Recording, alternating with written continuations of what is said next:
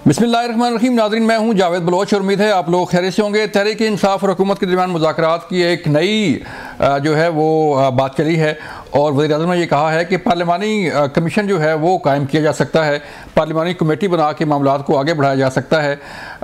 Judicial commission बनना था, तहरीक इंसाफ की डिमांड थी कि जुडिशल कमीशन बनाया जाए और जो गिरफ्तार लोग हैं, जो कैदी हैं, उन्हें रिहा किया जाए बशमूल तहरीक इंसाफ के बानी चेयरमैन इमरान खान के। लेकिन 28 तारीख थी, 28 से पहले ही तहरीक इंसाफ ने मुज़ाकरात ख़त्म करने का ऐलान कर दिया और आज काबीना के इजलास में वज़ीर-ए-आज़म ने यह ऑफ़र की है कि पार्लिमानी कमेटी जो है वो बन सकती है। उस पर अगर तहरीक इंसाफ राज़ी हो तो बात करने के लिए तैयार हैं और उनका ये भी कहना था कि मुल्क जो है मज़ीद इंतशार का, फसादात का जो है मुतहम्मिल नहीं हो सकता। इस पर बात होगी और फिर हम बात करने जा रहे हैं कि एक उम्मीद थी तहरीक इंसाफ को और ये बात की जा रही थी कि डोनाल्ड ट्रंप के चार्ज संभालने के बाद एक बड़ी खबर आ सकती है, कोई फ़ोन कॉल आ सकती है या कोई ट्वीट मज़ीद आ सकते हैं कि तहरीक इंसाफ के बानी चेयरमैन को रिहाई मिल जाए, रिहाई की डिमांड आ जाए या कोई और जो है वो ऑफ़र आ जाए कि अमेरिका इन्वॉल्व हो इस चीज़ में और पाकिस्तानी हुकूमत पर ये दबाव डाला जाए कि तहरीक इंसाफ के बानी चेयरमैन को रिहा किया जाए। लेकिन ऐसा नहीं हुआ। अलबत्ता डोनाल्ड ट्रंप के चार्ज संभालने के ठीक 8 दिन बाद एक आला सतही वफद जो है अमेरिका से यहाँ पहुँचा है पाकिस्तान और पाकिस्तान में वो सरमायाकारी की बात कर रहा है, पाकिस्तान में जो है वो MOUs और एग्रीमेंट साइन करने की बात कर रहा है और वो ये भी कह रहा है कि जो रिचर्ड गर्नेल ने जो ट्वीट्स की थी वो गलत थी और उन्हें भी जो है वो डीप फेक वीडियो के ज़रिए प्रेजेंटेशन दी गई, पाकिस्तान के बारे में एक मिसपरसेप्शन जो है वो क्रिएट किया गया जिस पर उन्होंने ट्वीट की और अब उनका जो तासुर है, जो इम्प्रेशन है पाकिस्तान के बारे में वो बेहतर हो रहा है। ये मामलात किस तरफ जा रहे हैं और तहरीक इंसाफ की जो लॉबिंग फंड्स हैं वो कहाँ खड़ी हैं और जो ओवरसीज़ कहा जा रहा था कि तहरीक इंसाफ की जो ओवरसीज़ विंग है वो बड़ा स्ट्रांग है और वो लॉबिंग कर रहा है वहाँ पे मुख्तलिफ लोगों के साथ मिलके, अब वो कहाँ खड़े हैं इस पर भी बात होगी। हमारे साथ आज मौजूद होंगे अली बुखारी साहब, तहरीक इंसाफ साहब के तल्लुक़ अली भाई, बहुत शुक्रिया वक्त देने का। हमारे साथ मौजूद हैं कादर मंदोखेल साहब। कादर भाई, आपका तल्लुक़ पीपल पार्टी से, आपका शुक्रिया। और हमारे साथ मौजूद होंगे मुस्लिम नून से परवेज़ संदिल्ला साहब, उनसे बात करेंगे। परवेज़ भाई, आपका शुक्रिया। अली बुखारी साहब, सबसे पहले तो बात करते हैं मुज़ाकरात की कि आज आपको ऑफ़र हुई वज़ीर-ए-आज़म की तरफ से। इससे पहले वज़ीर-ए-आज़म ने कोई ऑफ़र नहीं की कि पार्लिमानी कमेटी बनाई जाए या कमीशन बनाया जाए या कोई और ऑफ़र नहीं हुई, लेकिन आज उन्होंने ऑफ़र की कि पार्लिमानी कमेटी बन सकती है। राज़ी हैं आप? औज़ुबिल्लाहि मिनश्शैतानिर्रजीम, बिस्मिल्लाहिर्रहमानिर्रहीम। बलोच साहब, बात यह है कि पार्लिमानी कमेटी ने करना क्या है। पार्लिमानी कमेटी जो अपना काम है, मैं नहीं टच करता हूँ फॉर्म 45 और 47 को, उसको टच किए बगैर कहता हूँ कि अब तो ये पावर कॉरिडोर में, अब तो ये वहाँ बैठे हुए हैं। पार्लिमानी कमेटी जो बिल पास करते हैं उसको तो पढ़ती नहीं है। आपके सामने कल जो पीका आया उसके ऊपर जो इनके अमेंडमेंट्स आई हैं वो आधे से ज़्यादा आपने पार्लियामेंट से पूछा, कमेटीज़ की जो हेड है उनसे पूछा, वो उनको भी नहीं पता कि उसके अंदर क्या होगा। उनसे पूछा गया, ये शेख थी, उनको क्या पता ही नहीं। तो बट जिस पर्पज़ के लिए वो बनाई गई हैं वो पर्पज़ ही प्रॉपरली सर्व नहीं कर सकती। तो हाउ कम यू से कि वो एक डिस्प्यूटेड इशू, इतना बड़ा इशू जो पिछले पूरे मुल्क के लिए एक जो है ना बोथ साइड्स देखें, हमारा एक बड़ा क्लियर स्टांस है कि जी हमें 9 मई में जो है फॉल्सली इन्वॉल्व किया गया है और इसी तरह जो 26 नवंबर है उसके अंदर हमारे लोगों को, बेगुनाह 69 लोगों को प्रेजेंट गवर्नमेंट ने जो है वो फायरिंग की है, मारा गया है, शहीद किया गया है, कत्ल किया गया है। बाकी चीज़ें छोड़ देता हूँ मैं सारी की सारी। इसके ऊपर एक पाकिस्तान का सबसे आला सतही वफ्द होना चाहिए जो कमीशन की सूरत में होना चाहिए। वो जो कमीशन है वो हमने एक इनको कहा था कि जी आप पाकिस्तान की सबसे बड़ी अदालत जो 25 करोड़ आवाम के फैसले करती है उसमें से कोई 3 सीनियर 3 जजेस बना दें। उसके अंदर कोई इसमें ऐसी चीज़ तो थी नहीं जो कोई नायाब थी या जिससे इनको कोई खतरा पड़ गया था। इशू है ना, ये हमारे पे एप्लीकेशन लगाते हैं, हम कहते हैं जी टोटली आपका किया धरा ये, उसके ऊपर क्या होगा, पार्लिमानी कमेटी क्या करेगी उसके ऊपर, उसके TORs क्या होंगे, उन्होंने करना क्या है। खुद जो है इसके अगर सर देखें ना कि उस पार्लिमानी कमीशन में आप भी शामिल हों, हुकूमत भी शामिल हो, बाकी जमात में शामिल हों और उसके TOR ऐसे बनाए जाएं कि वो पुलिस भी उसकी मतहत कर दी जाए या जो भी जज साहबान हैं वो भी उनके साथ ताउन करें, तो बेहतर नहीं होगा? पार्लियामेंट सुप्रीम है। जावेद बलोच साहब, बात यह है कि ये एक इम्पार्शियल इंक्वायरी की बात की जाती है। जुडिशल कमीशन क्यों बनाया जाता है? जिसके ऊपर सारी आवाम को, कौम को, पार्टीज को, पोलिटिकल लोगों को, हर इदारे को, हर किसी को उसके ऊपर एतमाद हो, एतबार हो। ठीक है, अब बात यह है कि अगर आप अगर सच्चे हैं, अगर आपने अंदर इतनी वर्थ है, इतना आपके ऊपर, आपके अंदर इतना ज़्यादा मैं कहता हूँ जी कि जमहूरियत के ऊपर और इंसाफ के तकाजे पूरे करने की अगर आपके अंदर इतना ज़्यादा जोर है तो आप तो 2 कदम आगे बढ़े ना। आपको तो पहली दफ़ा कहना चाहिए था ओके फाइन जी, हम हमारा ये स्टांस था, आपका स्टांस वो है, एक डिस्प्यूटेड चीज़ है, इस डिस्प्यूटेड चीज़ अराइज हुई है, मुल्क को आगे लेके जाना है, ठीक है। हम कहते हैं जी जुडिशल कमीशन बनाएं, आप बनाए, जजों को ले आए, फैसला कर दें, वो इसमें कौन सी बात है। आपको तो फैसिलिटेटर होना चाहिए था ना उनके लिए कि भाई उनको जो चीज़ चाहिए TOR में हम प्रोवाइड करेंगे ताकि दूध का दूध और पानी का पानी। जब ऐसा नहीं होता तो फिर तो ये नजर आता है ना कि चोर की दाढ़ी में तिनका। भाई आप एलिगेशन लगाते हो और आप कहते हो कि जी हम इसके ऊपर कमीशन नहीं बनाते हैं, पार्लिमानी कमेटी। ऐसे पार्लिमानी कमेटी कैसे बन सकती है? चलें कादर भाई, आपकी तरफ में आ रहा हूँ। सर बताइएगा क्यों नहीं पार्लिमानी कमेटी जो है मामला हल नहीं कर सकती? वज़ीर-ए-आज़म ने आज ऑफर भी कर दिया है कि पार्लिमानी कमीशन जो है बन सकता है और उसमें मुख्तलिफ बातें भी शामिल हो सकती हैं। जाहिद बलोच साहब, बड़ा मजा आ रहा है। अली बुखारी साहब वकील है, उनको कानून की जबान में समझाना बड़ा आसान हो जाता है बनिस्बत दूसरे को। अली बुखारी साहब कहते हैं कि ये पार्लिमानी कमेटी क्या करेगी। इसी पार्लिमानी कमेटी में इसी फॉर्म 47 जिसको आप कहते हो, उसी ने चीफ जस्टिस बनाया, उसी ने टॉप 3 जजेस बनाया, उसी ने जजेस अपॉइंट किए है। हाँ। तो आपको उन पे एतराज नहीं है? जो बनाने वाला है उन पे एतराज है आपको? जी। आपको तो अपनी पार्लियामेंट के मेंबरान पे एतबार होना चाहिए, न कि मेंबरान के बनाए हुए लोगों के ऊपर। और दूसरी बात ये कि ये एक जुमले में बड़ा स्पीड से उन्होंने किए अली बुखारी साहब ने, आपने तवज्जो नहीं दी है। हम ये कहते हैं कि टॉप 3 जजेस पे, भाई आप कौन है फरमाइश करने वाले? टॉप 3 जजेस में नहीं पता कौन लोग आपका सपोर्टर है, उसमें से 2 तो आपको सपोर्टर है जो चीफ जस्टिस नहीं बन सके और वो आपकी जो ना वो गीत गा रहे हैं, आपको कौन बनाएगा? और फिर दूसरी बात ये, हुकूमत को इख्तियार है इंक्वायरी एक्ट के मुताबिक कि वो चीफ जस्टिस को खत लिखे और एक सिंगल जज के ऊपर, माजी में जितने भी कमीशन बने वो सिंगल जज पे बने हैं। आप कहते हैं 3 जज जो ना वो मुकर्रर कर दिया, 3 जज बना ले। तो मैं ये समझ रहा हूं कि ये बातें तो आपने इंतजार किए बगैर 7 वर्किंग डेज शायद आपको समझ में नहीं आई बात। वर्किंग डेज तो एक वकील तो समझ जाता है, आम लोग नहीं समझते, बल्कि आम लोग भी समझदार है कि हफ्ता इतवार निकाल के वर्किंग डेज उसको कहते हैं, तो ये टोटल बन जाते थे 28 तारीख तक।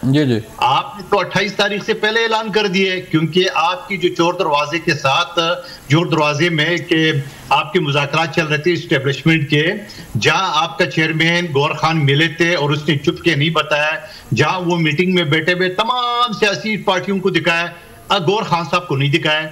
और फिर उसके बाद बुशरा बीबी और गंडपुर की तो हम बात ही नहीं कर रहे हैं।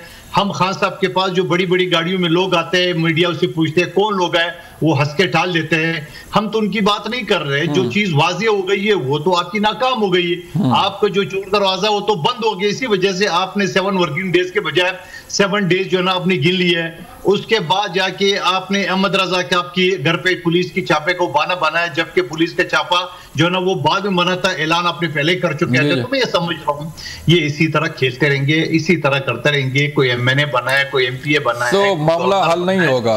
क्या बना है, क्या बना है, इसी तनख्वाह पे काम करते रहेंगे। आपका टॉक शो भी चलता रहेगा, आवाम भी सोचते रहेंगे कल हुकूमत गिरी, परसों हुकूमत गिरी, ऐसे ही टॉक शो भी चलते रहेंगे और मामला भी चलते रहेंगे। तो मजबूत हो रही है।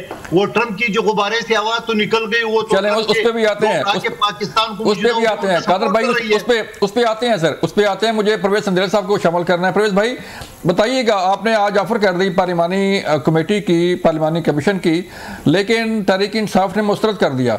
अब कोई मामला तो आई थिंक रह नहीं गया कि मामला आगे बढ़े। देखिए, पाकिस्तान तहरीक इंसाफ का मुतालबा आज भी वही है जो 2013-14 में था कि अभी अंपायर की उंगली उठेगी और हुकूमत खत्म हो जाएगी और खान साहब की बारी आ जाएगी। इसके अलावा कोई मुतालबा है ही भी नहीं है। इरफान सिद्दीकी साहब ने कहा है कि ये वहां पर पहले अंपायर था ना सर, पहले अंपायर की उंगली खड़ी होनी थी। देखिए जी, अभी भी वो अंपायर को ये समझते हैं ना कि अंपायर को जब्बी शब्बी डाली है तो मामला कुछ बेहतर हो जाएंगे, और इस खुशी में जब्बी डालने का मतलब देखिए ना, इनके जो अभी जो चेयरमैन साहब है वो करीब से बड़े आदमी को देखने के फौरन बाद उन्होंने मतलब अपने दिल में एक दिमाग में एक जगह बना ली कि अब हमारी बात बन गई है। हाँ, वो की कहते सी साड़ी गल हो गई है, और साड़ी गल हो गई चक्कर में अच्छे भले मुज़ाकरात, जो चीजें बेहतर हो रही थी मुल्क में, एक सियासी तौर पर लोगों के जो आम लोग हैं उनके ज़हनों में दिमाग हो रहा था कि यार ये तो बड़ी अच्छी बात है, तहरीक इंसाफ जो 10-12 साल से अपनी दूसरी पार्लिमानी जमातों के साथ बैठती नहीं है, वो बैठने पे राजी हो रही है और मुज़ाकरात कर रही है। देखिए, मुज़ाकरात ही हल होता है ना। अगर फर्ज किया यूक्रेन और रूस की जंग भी खत्म होनी है तो वो मुज़ाकरात के जरिए होनी है। अगर इमरान खान साहब को ये बात समझ आ जानी चाहिए, जो काफी हद तक आ भी गई है, और मैं समझता हूं कि आने वाले दिनों में देखेंगे ये पार्लिमानी कमेटी को भी तरस जाएंगे। अभी तो ये कह रहे हैं ना, ये बाद में कहेंगे ये भी बना दें, क्योंकि देखिए 14 साल से जेल की सजा काटनी बड़ा मुश्किल काम है। तो किसी ना किसी जगह पे इनको ये बात समझ आनी है और आएगी। जहां तक ये कहते हैं ना कि जी हमारे पसंदीदा जो चीफ जस्टिस नहीं बने और उनके साथ जो एक मुनीब साहब है उनकी मौजूदगी में एक कमीशन बना दे और वो फैसले करेगा। नहीं सर, आपके अंपायरों की मौजूदगी में एक मैच करवा दिया जाए कि वो आउट भी वही देंगे और वो फैसला कैच का भी वही करेंगे और वही फैसला सिर्फ आपको कबूल है और आपको न्यूट्रल कोई जगह कबूल नहीं है, तो ऐसा नहीं हो सकता, ये मानना पड़ेगा। और देखिए दूसरी बेस में देखें, इसमें एक और भी प्रॉब्लम है। अदालतें उन मुजरिमों के बारे में फैसले कर चुकी हैं। हाँ। जिन मुजरिमों के बारे में, जिन वाकयात के बारे में ये कमीशन चाहते हैं, हाँ। उन पे तो फैसले हो चुकी हैं, सजाएं हो चुकी हैं। तो जब सजाएं हो चुकी हैं इसका मतलब अदालतें अपना काम करके सजाएं दे चुकी है, तो उन्हीं अदालतों से दोबारा फिर ये कह रहे हैं कि एक और कमीशन बना दे, तो ये टेक्निकली मुमकिन ही नहीं है मेरे ख्याल से। सही है, चलें, मामला जो है अभी हल तो नजर नहीं आ रहा, यहाँ पे लेने एक ब्रेक, मिलते हैं ब्रेक के बाद। वेलकम बैक नाज़रीन, हम बात कर रहे हैं कि तहरीक इंसाफ और हुकूमत के दरमियान मुज़ाकरात कैसे हो सकते हैं, कोई वे फॉरवर्ड नज़र नहीं आ रहा। कादमी साहब, बुखारी साहब, मुझे बताइएगा सर कि अब तो पार्लिमानी कमेटी का ऐलान फिर फौरी मुस्तरद भी हो गया, कोई अब वे फॉरवर्ड है, कोई बातचीत को आगे बढ़ सकती है? देखिए बलोच साहब, बात जो है ना वो पॉलिटिकल लोगों में गुफ्तो शनीद ही होती है। हाँ। लेकिन पॉलिटिकल लोगों की गुफ्तो शनीद किसी लॉजिक बेस्ड होती है जी। बगैर इलॉजिकल गुफ्तगू कर दें, जैसे अभी मेरे भाई हैं परवेज संधाला साहब, उन्होंने एक बात कर दी, मुझे तो 8 फरवरी के इलेक्शन याद आ गए जब मेरे मुखालफ इस्लामाबाद में तकरीर करके कहता होता था साड़ी गल हो गई है, वोट दो ना दो जितना मैं ही। ठीक है, तो इन्होंने तो अपनी बात दोहरा दी। कहने का मकसद यह है कि एक डिस्प्यूटेड चीज़ को राइज करने के लिए ऐसी चीज़ बनाई जाती है जिसपे दोनों फ्री कैन राजी हो। ये जिनकी बात कर रहे हैं मेरे भाई, ये 26वीं अमेंडमेंट के पहले के सीनियरिटी लिस्ट आई हुई है, इन्होंने नहीं बनाए हुए। हाँ। और इन्होंने नहीं बनाए, और मैं वैसे अभी कहता हूँ 26वीं अमेंडमेंट भी मेरा उस दिन भी यही राय था, आज भी वही राय है कि ये फॉर्म 47 वालों का फैसला जिन्होंने करना था और इनकी छुट्टी होनी थी, इन्होंने फैसला करके उनकी छुट्टी करा दी। तो ये एक बहुत डिस्प्यूटेड चीज़ है और मैं आज भी इस चीज़ पे कायम हूँ कि जो 8th अमेंडमेंट का हाल हुआ था वही हाल 26वीं अमेंडमेंट का भी होगा। ये कंटिन्यू हो ही नहीं सकती। अच्छा। ये प्रैक्टिकल नहीं हो सकती। और आप देख लें कि अदारे तबाह हो गए, लड़ाई झगड़े हो रहे हैं, क्या क्या मामला चल रहे हैं। इंसाफ कौन सा दिया? 26 लाख केसेस थे नीचे, कौन से उनमें इसका असर पड़ गया? 4 लाख केसेस थे हाईकोर्ट में, कौन सा असर पड़ गया? कुछ भी नहीं हुआ। उल्टा अपनी मर्जी के जज लगाने शुरू कर दिए गए। बात यह है कि आप हमें कह रहे हैं कि आप कहते हैं कि फलां को लगा दें, हम तो प्रायोरिटी की बात कर रहे हैं ना। हम तो एक 25 करोड़ आवाम की जो उनके जो केसेस सुनते हैं, हम कहते हैं प्रायोरिटी उसमें कर दें। आप तो बैठ जाते हैं 9 वोटें लेके अपनी मर्जी का जज मुकर्रर कर रहे हैं। हमारे केसेस उनके पास जा रहे हैं, जो नए जजेस मुकर्रर किए जा रहे हैं। कमीशन बैठ के जो है वो फैसले कर रहा है बेंच चेंज करने के। यार फॉर गॉड सेक, कौन सी दुनिया में रहते हैं, कहां पर जाकर लगे आप कहते हैं कि जो है वो 3 सीनियर मोस्ट जजेस जो है उन पे बनाया जाए, तो आप थोड़ा सा पीछे हटे ना, कोई आप उनको दे दें। बात यह है कि नेगोशिएबल चीज तब होती है जब आप बैठे। आपने देख लिया कि हमारा ये पहले दिन से, हमने जब से नेगोशिएशन के टेबल पे हम बैठे, हम हर जगह ये कहते आ रहे हैं और हमें हर जगह नजर आ रहा है कि गवर्नमेंट का ऐसा बनाने में कोई उनका इंटरेस्ट नजर नहीं आ रहा, कोई जस्टिस शो नहीं हो रहा, तो हम किस लिए टाइम वेस्ट करें। आज बात खुली, वो बिल्ली बाहर आ गई थैले से, और इन्होंने क्या कहा? इन्होंने कहा कि जी पार्लिमानी कमेटी बनाते हैं। मीनिंग भाई you are not ready to make judicial. अगर आप जुडिशियल कमीशन बनाने पे आते बैठते तो बात होती ना कि इसके ऊपर हम बात करेंगे। चलें आप 3 मत ना करें, 2 मत करें, 1 ना करें। 3 बैठक हो चुकी हैं, हर जगह यही था, लिख के ले आए, बता रहे हैं, अपनी साथ सियासी पार्टियों को दे रहे हैं, उनके जवाब आएंगे, उनकी मीटिंग्स होंगी। तो ये तो एक ट्रक की बत्ती के पीछे लगाया हुआ आपने ना। इस तरह तो चीजें नहीं चलती। और मैं कादर भाई मेरे बहुत मोहतरम भाई हैं, मैं उनको बताऊं, ये जो बैकडोर डिप्लोमेसी होती है, जिसको आप बैकडोर डिप्लोमेसी और आप आला अस्करी क़यादत की उससे बात कर रहे हैं, वो चीज़ जो बेनज़ीर भुट्टो शहीद साहबा जाके परवेज़ मुशर्रफ को पाकिस्तान से बाहर मिली थी। हमारा लीडर तो जेल में बैठा हुआ। अगर सूबे के किसी वज़ीर आला से कोई जाके मिलता है अस्करी क़यादत आला और सिक्योरिटी इशू करती है, you can not say that कि जी ये जो है आपकी बैकडोर डिप्लोमेसी है। हमें पता है कि परवेज़ मुशर्रफ से पाकिस्तान से बाहर पीपल्स पार्टी की क़यादत जाके मिली थी। आप कह दें नहीं मिली थी, आप कह दें अपनी बारी पे जरूर बताइएगा कि जी मैं गलत कह रहा हूँ। और मोहतरमा शहीद साहबा जो है, मेरा क्वेश्चन है ना, आपने कहा मैंने सुन लिया, अब आप भी सुने। आप तरदीद कर रहे मेरी बात की कि जी बेनज़ीर भुट्टो शहीद साहबा बहुत बड़ी लीडर थी, वो पाकिस्तान से बाहर जाके परवेज़ मुशर्रफ को नहीं मिली थी। क्या कर रहे हैं यार, ऐसे नहीं होता। बात यह है कि एक फैक्ट्स की बात है मैं कह रहा हूँ जी कि आपको पीटीआई खुद कहती है कि हमारी बात हो गई है, हमारी जो है वो बात हो गई है कि अपना मामला ठीक हो जाएंगे। किसने कह दिया? मैं देखें, मैंने इमरान खान साहब से भी पूछा इसके ऊपर, मैंने जो है हमारे चेयरमैन जो मिले थे उनसे भी बात हुई, उन्होंने भी बताया सिक्योरिटी इश्यूज के ऊपर गुफ्तगू हुई थी वहां पर, और सिक्योरिटी इश्यूज के ऊपर वज़ीर आला से ही गुफ्तगू होनी थी ना, चीफ एग्जीक्यूटिव वो है उसी के साथ होनी थी। और हमारे सूबे का अगर चेयरमैन अली बुखारी साहब आप फरमाते हैं कि बनीगाला शिफ्ट कर दिया जाएगा, वो कोई कहते हैं कि 6 महीने के लिए। मैं तो उस बात को समझूंगा ना जी। देखें, जब कमेटी हमारी तश्कील दी गई नेगोशिएशन के लिए, जो उसके मेंबर से उनकी तरफ से कोई स्टेटमेंट आती तो मैं उसको कोट करता हूं। मैं बाहर से तो इनके रोज मिनिस्टर्स के नए नए बयान आ रहे होते हैं, मैंने कभी उनको कोट नहीं किया। इसी तरह जब हम इमरान खान साहब को मैं मिल के आता हूं, उनसे बात होती है, चेयरमैन गौर साहब से बात होती है, वज़ीर आला से बात होती है, तो मैं वो बात कोट कर सकता हूं। मैं उसके अलावा उसके बात कोट करूंगा जो स्पोक्स पर्सन होगा, अदरवाइज मैं नहीं बात। किसी की अपनी राय आती है, अपने ही can speak for himself. Qadir साहब अपनी यहाँ पे बात कर रहे हैं, मैं अपने पे बात कर रहा हूँ, I am speaking for my self. लेकिन जब पार्टी की बात आएगी तो वो नहीं लोगों की बात मुस्तनद समझी जाएगी, जिसके ऊपर देखे ना मीटिंग हो रही थी, आसिफ साहब के रोज नए बयान आ जाते थे, तारड़ साहब के रोज आ जाते थे, हमने कभी उनको सीरियस नहीं ली थी। लेकिन कमेटी के अंदर जो लोग बैठे होते हैं उनकी तरफ से जब बयान आता है, इरफान सदीकी साहब का बयान आया, उसके ऊपर आप बात कर सकते हैं, उसको आप एक पार्टी का या एक स्टांस दे सकते हैं। साहबजादा हामिद रजा साहब की तरफ से अगर बयान आता है तो वो spokes person of the committee है फ्रॉम आवर साइड, तो उनकी तरफ से जो बयान आता है आप उसको देख सकते हैं। बाहर से तो जो मर्जी कोई कहता रहे। सो बात यह है कि नेगोशिएशन होनी थी, 2 एजेंडे पॉइंट्स थे, 2 चीजें टेबल हुई, कोई उसमें रॉकेट साइंस नहीं थी। इट्स वाज अ मैथ्स 2+2 4 था, फिजिक्स केमिस्ट्री तो थी ही नहीं वो, तो उसके क्या चीजें। अब अगर कोई बातचीत होनी हो तो क्या इसका हल क्या है कि बातचीत शुरू हो जाए? देखें, आप क्या समझते हैं? देखें बलोच साहब, बात यह है कि हल करने के लिए मामला 2 कदम गवर्नमेंट को आगे बढ़ना पड़ता है। मसलन गवर्नमेंट नहीं आई हमारी बात पे, कमीशन बनाने में वो बिल्कुल उन्होंने बैठना ही मुनासिब नहीं समझा कि हम ये कह दें, अच्छा यार आपने बात की ना अभी कि जी 3 जजेस पे आप इससे आगे भी जा सकते हैं, फाइन, बैठेंगे तो बात होगी ना। अगर आपके नहीं, हमने जुडिशियल कमिशन बनाना ही नहीं है, हमने अपनी पार्लियामानी कमेटी बनानी है, तो why should we sit with them? हमें तो आप पे ट्रस्ट नहीं। कादर साहब, अली बुखारी साहब तो कहते हैं कोई बैकडोर डालते नहीं, कोई कुछ नहीं, लेकिन इन्हीं की पार्टी के बयान आते हैं कि वो गवर्नमेंट कह रही है, ये फलां लोग कह रहे हैं कि बनीगाला शिफ्ट हो जाएं, हम शिफ्ट नहीं होंगे, कोई कहता है हमें बाहर चले जाएं, हम बाहर नहीं जाएंगे, जेल में ही रहेंगे। तो ये बंदा सामने नहीं आया कि किसने कहा कैसे जाएंगे बनीगाला? अब ये मैं ना मानू वाली बात है तो फिर अलग बात है। आप मुझे बताओ कि अगर गौर खान साहब सिक्योरिटी के मसले पे मिल रहा था तो उसने 1 हफ्ते बाद क्यों छुपाई कि आर्मी चीफ से उनकी मुलाकात हुई थी? जी, पहली बात। दूसरी बात ये कि वो खान साहब ने जब तस्दीक कर ली कि मिला है अली गौर खान, तब जाके बना। दूसरी बात ये कि कल ही चैनल पे, किसी चैनल पे रऊफ हसन साहब ने बोला कि हमारी फॉर्चुनेटली हमारी बात चल रही है एस्टेब्लिशमेंट से, उसको कहां ले जाओ। और फिर उसके अलावा वो तो बात मैं कर ही नहीं रहा हूं गंडापुर की और बुशरा बीबी की जो बात चल रही है।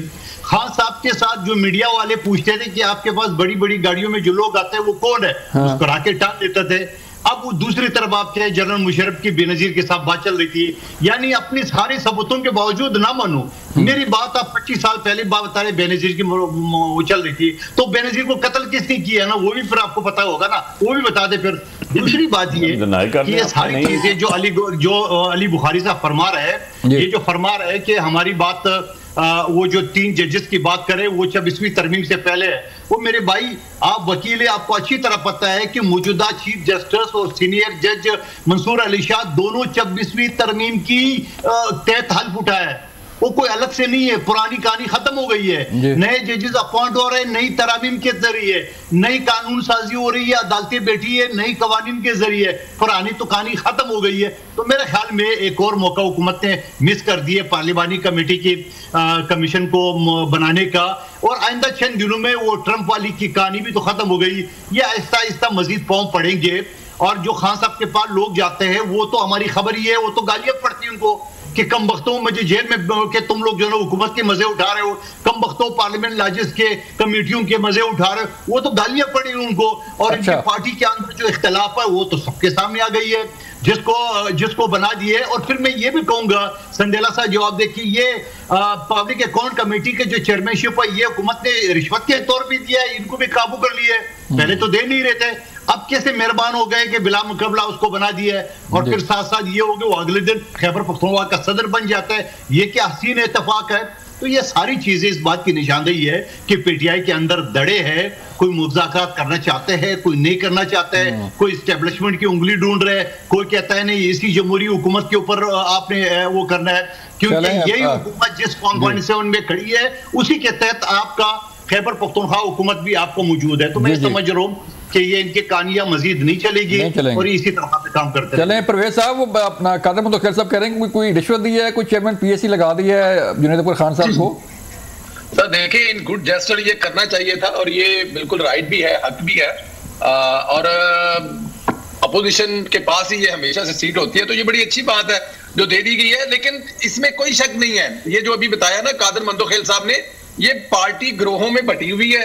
एक को केपीके से किया जा रहा लीड, एक को इस्लामाबाद बनीगाला से लीड किया जा रहा है, और फिर जो एक ग्रुप बड़ा ही बेबस है इस वक्त वो है अडियाला जेल वाला। अडियाला जेल वाला ग्रुप जो है उसकी कोई सुन ही नहीं रहा, जैसे कि वो फरमा रहे हैं कि वो बेचारा तरला कर रहा है कि मेहरबानी करो, जाओ हाथ पांव पकड़ो और मुझे छुड़वाने की कोशिश करो। वो उनको छुड़वाने के बजाय अपनी अपनी कमेटियों की चेयरमैनशिप लेके, और देखिए एक ही प्रोग्राम में बैठ के वो कह रहे हैं हम तो एस्टेब्लिशमेंट के साथ बात कर रहे हैं, रऊफ हसन साहब कह रहे हैं हमारी बात चल रही है, और दूसरे टीवी टॉक शो में बैठ के जुनैद अकबर साहब कह रहे हैं जनाब इस दफा आएंगे तो पूरी ताकत से आएंगे। मतलब ये किसी एक प्लेटफॉर्म पे नहीं है, इसलिए इनमें एक तगड़ा धड़ा जो है ना मेरी नजर में वो ये है जो चाहता है कि मुज़ाकरात हों और मामलात बेहतरी की तरफ चलें, क्योंकि उनको अंदाजा है कि मुज़ाकरात के अलावा कोई दूसरा रास्ता नहीं है। ये जो अंपायर की उंगली है और साड़ी गल ट्रंप नाल हो गई है, साडा यार रिचर्ड गिल जो है उतो ट्वीटा कर रहा है और हमारी जान छूट जाएगी, उससे कुछ नहीं होने वाला। ये पार्लियामेंट, ये वजीर आजम इतना तगड़ा है। आप ये देखें इस मुल्क में कुछ लोग ऐसे थे जिनको हाथ में डाला जा सकता था, वो भी दुबई में बैठे हुए, वहां से उनको लाने की बातें की जा रही है। पार्लियामेंट ने अपने तगड़ा होने का सबूत दिया और अदलिया के तमाम मामला ठीक कर दिए। उसके अलावा आप ये देखें कि दूसरे मुमालिक, अभी अमेरिका से तो होना ही चाहिए था ना, एक खत आना चाहिए था, लेकिन अमेरिका का एक बिजनेसमैन यहाँ पर आकर बैठा हुआ और वो बिजनेस डील कर रहा है। आपको क्या लगता है कि अगर वो प्राइवेट हैसियत में भी है, फर्ज कर लेते हैं, तो क्या वो प्राइवेट हैसियत में ईरान जा सकता है, वहां जाके मुज़ाकरात कर सकता है? तो क्या वो बिजनेसमैन ट्रंप इंतजामिया के बगैर ये सब कुछ बैठकर यहाँ पे कर सकता है? तो चीजें बेहतरी की तरफ जा रही हैं और पाकिस्तान तहरीक इंसाफ के बहुत सारे लोग ये चाहते हैं कि चीजें बेहतरी की तरफ जाए। चलें ठीक है। अपना प्रवेश साहब, मुझे ब्रेक का कहा जा रहा है, मिलते हैं ब्रेक के बाद। वेलकम बैक नाज़रीन, हम बात कर रहे हैं कि तहरीक इंसाफ की जो पॉलिटिक्स है वो किस तरफ जाएगी और हुकूमत कहाँ पे खड़ी है, अमेरिका कहाँ पे खड़ा है, पाकिस्तान कहाँ पे खड़ा है। अली बुखारी साहब, बड़ी तवक्को थी कि कोई फ़ोन कॉल आ जाएगी या कोई जो है वो इंटरव्यू हो जाएगा, जैसे ट्वीट्स आ रही थी कि फ्री इमरान और बाकी जो हैं, तो क्यों ऐसा फिर तो अपना आगे समायाकार आ गए, वो कह रहे हैं कि समायाकारी करने आए हैं। लोग साहब, बात यह है कि फ़ोन की कॉल तो उनके लिए आती है ना जो उनके ज़र खरीद गुलाम होते हैं, या मैं अगर और अच्छा अल्फाज बात करूँ तो गुलाम इतने गुलाम होते हैं। ठीक है, मैंने सर किसी को तो नहीं कहा ना, मैंने तो जनरल बात कही ना। मैंने संदा साहब, अब देखें आपकी बात आई, मैंने बड़ी खंदा पेशानी से सुनी, अब आप भी मेरी सुन लें। मैं यकीन जाने मैंने बड़े जो है ना अदब अल्फाज से मैंने यूज़ किए। बात यह है, मेहरबानी सर, आप भाई हैं। बात यह सर कि दो चीज़ें मैं क्लियर करूँ। नंबर वन, पाकिस्तान 27 पैक्ट्स का सिग्नेटरी है, यूनाइटेड नेशन के साथ, ठीक है, EU के साथ, अमेरिका के साथ, ह्यूमन राइट्स के ऊपर। अच्छा, आप ह्यूमन राइट्स वायलेट करेंगे तो दुनिया आपसे पूछेगी। अच्छा, आप लोगों को गोलियां मारेंगे तो दुनिया आपसे पूछेगी। ठीक है, और उसकी जवाबदेही आपको देनी पड़ेगी क्योंकि आप पैक्ट का हिस्सा हैं। ठीक है, आप दुनिया से अलग नहीं रह सकते। आप लोगों पर जबरत करें और उसके बाद कहें जी हम जवाब दे नहीं है, you are answerable. Number one. Number two, हमने कभी किसी की कॉल का इंतजार नहीं किया, हम 2 साल से जेल में हैं। वो और लोग थे जो 50 रुपए के स्टाम्प पेपर पे 4 हफ्तों के लिए इलाज कराने गए और फिर 4 साल बाद बाहर से आए। अब अगर पाकिस्तान सरकारी जहाज के ऊपर, अब अगर पाकिस्तान से, और मैं आपके सवाल थे ना, मैं 1 बाय 1 एड्रेस कर दूं। मैं थोड़ा सा कादर भाई को तो जवाब देना मेरा फर्ज है ना, मेरे बड़े भाई हैं। ठीक है, तो बात यह है कि कोई PTI में धड़े नहीं है, जो फैसला इमरान खान साहब करते हैं वही होता है। धड़े ऐसे होते हैं जैसे आज बेनज़ीर भुट्टो साहिबा की गाड़ी में मौजूद थे सफदर अब्बासी साहब और नाहिद खान साहब, आज उनका नामो निशान कहीं नहीं है पीपल्स पार्टी के अंदर। जड़े ऐसे होते हैं जैसे चौधरी निसार और शायद खान अब्बासी साहब जैसे तगड़े लोग नून के हिस्सा थे जो आज कहीं भी नहीं है इनके साथ। तो हम तो इंटैक्ट है अल्हम्दुलिल्लाह, मार खा के भी साथ खड़े हुए हैं ऑफ एंड ऑन। तीसरी चीज़ मैं आपको बताऊं जो मेरे भाई ने कहा, परवेज भाई ने, निहायत अदब के साथ भाईजान, आप कहते हैं बहुत तगड़ा प्राइम मिनिस्टर है, मैं मानता हूँ बहुत तगड़ा प्राइम मिनिस्टर है, क्योंकि नवाज शरीफ साहब घर बैठ के कबूतर उड़ा रहे हैं, उनकी भी छुट्टी हो गई है, वो भी कहीं नजर नहीं आ रहे हैं हमें स्क्रीन में, ना अपने लीडरों को मिलते हैं, ना किसी को मिलते हैं, ना किसी सियासत का हिस्सा है। गवर्नमेंट उनकी पता नहीं अब गवर्नमेंट उनकी है या जिस वज़ीर आज़म को ये तगड़ा कह रहे हैं वो इन दोनों के अंदर, ठीक है। अब देखें ना, अब देखें, अब मैं तो बड़े ही अदब से गुफ्तगू कर रहा हूँ, और अब बात यह जो आपने लास्ट बात कही, देखें जी, पाकिस्तान इज़ आवर कंट्री, हमारा स्टेक पाकिस्तान में, हमारा मरना जीना पाकिस्तान में, हम चाहते हैं ये आगे लेके चल, ठीक है। लेकिन जिस तरह ये लेके जाना चाहते हैं इस तरह आगे नहीं जा रहा पाकिस्तान। 3 साल से ज़्यादा तो उनकी गवर्नमेंट होगी ना, 2022 मई में तो ये अप्रैल में ये आ चुके थे, यही लोग फेस चेंज करके, वही लोग डेजिग्नेशन चेंज करके वहाँ पर बैठे हुए हैं आज भी, वही शहबाज शरीफ थे, वही बिलावल साहब थे, वही मोहसिन नकवी साहब थे, और आज भी वही कंटिन्यूएशन। मैं आखिरी चीज़ ये पूछूंगा, कौन सा ऑफिशियल वक्त की बात कर रहा हूँ, प्राइवेट वक्त की बात नहीं कर रहा हूं, वो आपका यहाँ पर सरमाया करने आ चुका है ऑफिशियल वक्त, ऑफिशियल स्टेट के तौर पे, और आपका ऑफिशियल गेस्ट बन गया, और आपके MOU कितने साइन हो गए, और MOU से भी आगे चला जाऊंगा, कितनी इन्वेस्टमेंट आप ला रहे हैं, किन जगह पे जा रहे हैं, वो तो खुद आप स्पीच देख लें, वो तो खुद अपने पैसे बाहर से वो लेकर अपने मुल्क में आ रहे हैं। अच्छा, वो उसकी ये है बुखारी साहब, उसकी ये है कि मैं उसमें मौजूद था, हमारे साथ मुलाकात हुई उसकी जेंटी बीच की, और उन्होंने कहा कि मैं IT, प्रॉपर्टी और बाकी सेक्टर में कर रहा हूँ इन्वेस्टमेंट, तो मेरी टीम आ रही है विद इन 10 डेज 15 डेज। चलें देख लेंगे जी, वो भी पता चल जाएगा। अब आप ये बता दें सर कि तहरीक-ए-इंसाफ क्या चाहती है, तहरीक-ए-इंसाफ को कोई उम्मीद है कि अमेरिका कोई इंटरव्यून करेगा, जैसे गनेल की जो है वो ट्वीट्स आ रही थी फ्री इमरान, और उन्होंने कहा कि उनको जो है वो डीप फेक वीडियोज़ के जरिए ब्रीफिंग देगी, लेकिन उनका जो इंप्रेशन है वो बड़ा क्लियर हो गया। लेकिन ये तो आप कह रहे हैं क्लियर हो गया, मैं तो वहां पर 7 जलसे करके आया था, ठीक है ना, मैं तो अगस्त में वहां पर गया था। अच्छा। और मैं तो सारा वहां विजिट करके देख के भी आया कि वहां पर क्या पोजीशन थी और क्या नहीं, मिशिगन से लेके आपके 7 स्टेट्स में मैं गया था। इशू ये नहीं, इशू ये है कि आप ये देखें कि उनका जो हमारी टोटल जो फोकस था, that was up to the extent of human rights, इससे आगे तो कभी भी नहीं था। हम तो पॉलिटिकल पाकिस्तानी अवाम की वोटों से हम लेके बैठे हुए, 50-50 हज़ार वोट से जीत के आपके सामने यहाँ पर बैठे हुए, ठीक है, अल्हम्दुलिल्लाह, और फॉर्म रख के बैठे हुए हैं, और पिटीशन आज तक चलने नहीं दी जा रही इस गवर्नमेंट की वजह से। द इशू ये नहीं है, इशू ये है कि आप बेगुनाह लोगों को कब तक जेलों में रखेंगे, आप बेगुनाह लोगों को कब तक, क्या मुझे एक बात बता दें, एक रूल्स है जो यूनाइटेड नेशन फॉलो करता है और हम उसके पैक्ट के सिग्नेटरी हैं, that is Nelson Mandela rules 1990। क्या एग्जीक्यूट हो रहे हैं इमरान खान साहब के ऊपर? और अगर नहीं हो रहे तो आप कहेंगे कि हम ह्यूमन राइट्स वायलेट नहीं कर रहे, तो आप तो किसी अहमको की दुनिया में रहते हैं ना, फिर आपको तो ग्राउंड रियलिटीज ही नहीं पता। आखिरी बात मैं बताऊं, जो ये अभी बड़े आराम से कह दी कादर भाई ने कि जी वहाँ पर जाते हैं और बेइज्जती होगी, यार मैं तो सबसे ज़्यादा जाता हूँ, आप अपना मुखबरे खास चेंज कर लें, आपको सही खबर नहीं आ रही।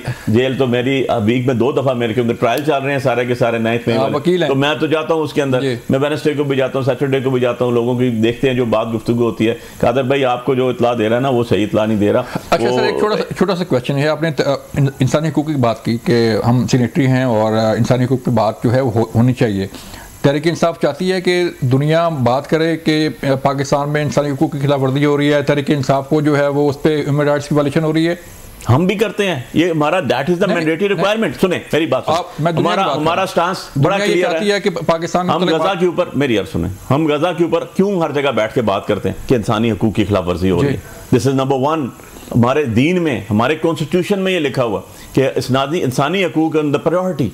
आप इंसानी हकूक़ की, आप जिधर किसी मुल्क में जुल्म होता है, हम कश्मीर में भी सबसे पहले बात ये करते हैं कि इंसानी हकूक़ की पामाली की जा रही है। आप अपने न्यूज़ देख लें, आप नेशनल न्यूज़ देख लें, पहली बात ये होती है कि इंसानी हकूक़ की पामाली की जा रही है, लोगों को उनके सिविल राइट्स नहीं दिए जा रहे। तो जब आप ऐसा काम करेंगे तो क्या हमसे क्वेश्चन नहीं हो सकता? चलें ठीक है। परवेज साहब मुझे आप बताइएगा सर कि बुखारी साहब मिसाल दे रहे हैं गजा की, बुखारी साहब मिसाल दे रहे हैं कश्मीर की, क्या यहाँ पे कश्मीर जैसी सूरत हाल है या गजा, खुदा न खासा गजा जैसी सूरत हाल है? पहली बात तो ये है कि मजम्मत क्यों नहीं करते, इनसे जरा ये पूछे कि ये मजम्मत क्यों नहीं करते। ये इतनी बड़ी बड़ी तकरीरें कर रहे हैं गजा के ऊपर, मजम्मत नहीं की इनसे। इमरान खान से पूछा था ना जेल में कि मजम्मत क्यों नहीं करते, तो इमरान खान ने क्या था, इस बात को छोड़े। क्यों छोड़े भाई? अगर आप इतने ही मतलब सगे हैं, इतने ही अगर आपको इस्लाम की फिक्र पड़ी हुई है, इतने ही अगर गजा के आप मतलब कि आपको दुख और तकलीफ है, तो मजम्मत क्यों नहीं करते? मजम्मत इसलिए नहीं करते कि वहां पर जुल्म सितम करने वाले ससुरालिये हैं। एक दूसरी बात यह है कि देखिए, ये जो जुल्म सितम बताते हैं ना कि इमरान खान और कैदियों पर हो रहा है, सरकार उनके गजा के बारे में ना बताया करे, राना सनाउल्लाह साहब के बारे में बताया करे जिनकी आंख का ऑपरेशन हुआ था और उनकी चटाई पर चीनी फेंक दी थी और कैमरे लगाकर देखा करते थे, उस जुल्म सितम के बारे में बताया करें। जब एहसन इकबाल साहब को गोली लगी थी तो दूसरे दिन उनको हॉस्पिटल से उठाकर लगी गोली के साथ उठाकर गाड़ी में बिठाकर ले गए थे, उस जुल्म सितम की बात किया करेंगे। बाप के सामने जब मरियम नवाज को गिरफ्तार किया गया था, क्या वो जुल्म में नहीं आता? उसके बाद जब नवाज शरीफ हॉस्पिटल में थे और मरियम ने कहा था कि मैं जाने से पहले अपने बाप को मिलना चाहती हूँ, तो हुक्म दिया गया था नहीं मिलवाना नवाज शरीफ से। पता नहीं कौन से जुल्म सितम की बात कर रहे हैं।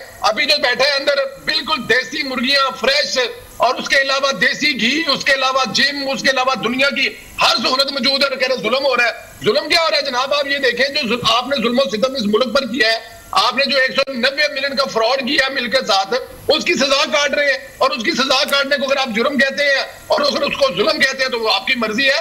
असल जुल्म जो आप लोगों ने किए हैं अभी के, तो आप पे जुल्म हुआ ही कोई नहीं है। ना आपका एसी उतारा, ना आपके पंखे उतारे, ना आपकी घर की रोटी बंद की, जो आप किया करते थे। और आप इसको मिला रहे हैं दुनिया के जुल्मों सितम के साथ और आप कह रहे हैं कि परवेज साहब, मुझे जो बुखारी साहब की बातों से लग रहा है वो ये लग रहा है कि दुनिया इंसानी हकूक़ की खिलाफ वर्जी से मुतल्लिक जो है पाकिस्तान से सवाल कर सकती है। अमेरिका में जो लॉबिंग फंड हैं वो काम कर रही होंगी। तैयार हो जाए सर, देखिए ये बिल्कुल तैयार हो जाए। अगर तो उस वक्त उन लोगों ने इमरान खान से पूछा था ना कि आप लोग जुल्म क्यों कर रहे हैं, जब इमरान खान साहब, आपको याद है वो डीजी बशीर मेमन साहब जिनको अपने दफ्तर में बुलाकर उन्होंने कहा था कि आप पहले गिरफ्तार कर ले, गिरफ्तारी और फिर आर्टिकल 6 लगाना एक सियासतदान पर, आर्टिकल 6 लगाना ख्वाजा आसफ पर। कौन से जुल्म सितम की बात कर रहे हैं सरकार, और कौन देखेगा? अगर उस वक्त नहीं देखा था ना, किसी ने इमरान खान को नहीं पूछा था या उस वक्त की हुकूमत को नहीं पूछा था, तो मौजूदा दौर में भी दुनिया का हर मुल्क जो है वो पाकिस्तान के हाथ पूछेगा जरूर इन्वेस्टमेंट करने के लिए। यहाँ पे दोबारा फिर हम जो 2035 में 1 ट्रिलियन की मैशत बनने जा रहे हैं उसमें बारे में पूछेगा। देखिए अभी सबसे पहले अमेरिका की हुकूमत बनने में प्राइवेट हैसियत में से ही आप खुद बता रहे हैं कि जो बिजनेसमैन आया वो क्या करने आया, वो रियल स्टेट में आगे इन्वेस्ट कर रहा है, वो आईटी में इन्वेस्ट कर रहा है, अब ये आप खुद बता रहे हैं। तो ये है, इस मुल्क से लोग पूछेंगे ये जो इमरान खान वाली गल हो गई है ना, इनकी गल हुई है सिर्फ वो कह रहे हैं उनकी हैसियत को नहीं है।